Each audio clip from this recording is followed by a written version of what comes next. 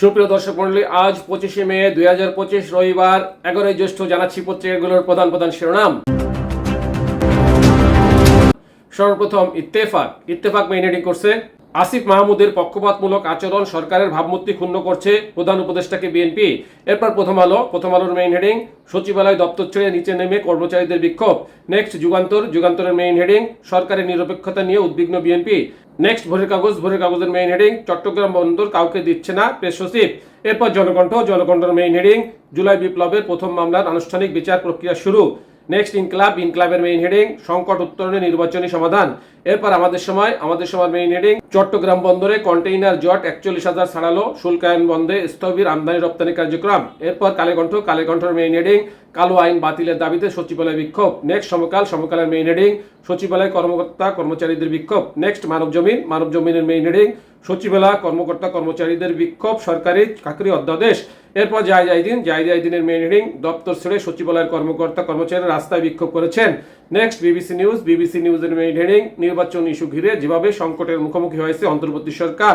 এরপর আরটিভি নিউজের main heading, টানখারপুলে গণহত্যা, ট্রাইব্যুনালে আনুষ্ঠানিক বিচার শুরু। এই ছিল পত্রিকাগুলোর প্রধান প্রধান শিরোনাম। চলে যাচ্ছি যে কোনো একটি সংবাদের বিশ্লেষণে।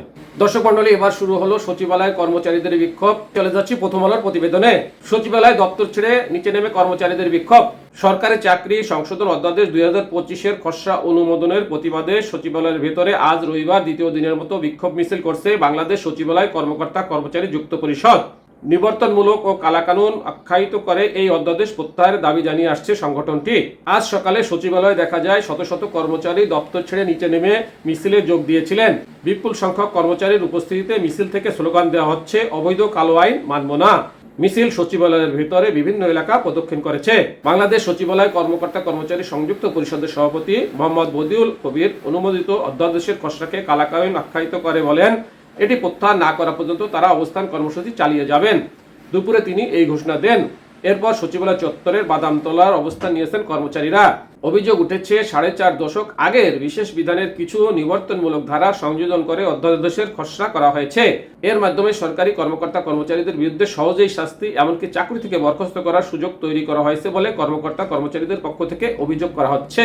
অধ্যাদেশের খসড়াটিকে সংবিধানের সঙ্গে সাংঘর্ষিক আখ্যায়িত করে তা পুনর্বিবেচনার জন্য দাবি করেছেন কর্মচারীরা। এই ছিল সেখানকার সর্বশেষ সংবাদ এবং পত্রিকাগুলোর প্রধান প্রধান শিরোনাম। সাথে থাকার জন্য ধন্যবাদ। আসসালামু আলাইকুম।